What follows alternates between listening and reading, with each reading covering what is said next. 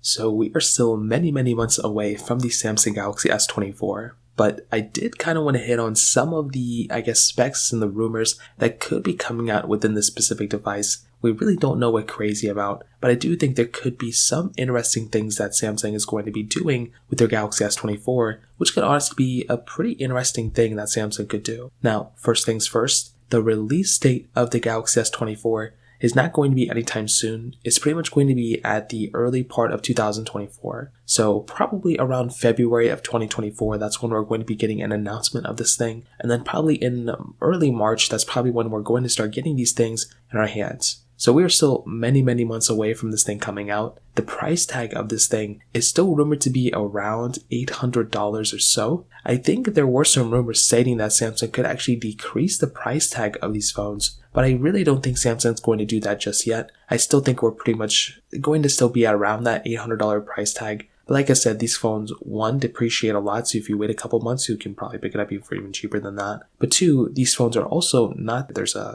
cell plan deals, like if you buy a cell plan, these things will be cheaper. So there's also that, going for it, itself as well. Now, another thing that some people mention is related with the specs inside. So for one, this thing's probably going to have that Snapdragon 8 Gen 3 chipset at that moment. So it's going to be faster, it's going to be, speedier, it's going to have everything you'd ever want inside of a chipset inside of that one. So that's going to be something that's really cool. But another big thing to keep in mind here is that this could be the first time we see a RAM increase on their Samsung Galaxy phone since I think the Galaxy S10. So we've had, 8GB of RAM even on a version of the S10, the standard S10. We've had 8GB of RAM pretty much on every single phone on the S10, S20, S21, S22, and S23 for the base models. So I'm really thinking, and a lot of people mentioned too, Samsung could actually increase that up to basically 12GB of RAM, or give us an option to get up to 12GB of RAM on the base model Galaxy S24. I really hope that ends up being the case. I think the S23 Ultra has 12 gigs of RAM inside of it, but it'd be really nice if we had that type of capability within this device as well. Now, I personally do think the design is going to be kind of the same thing.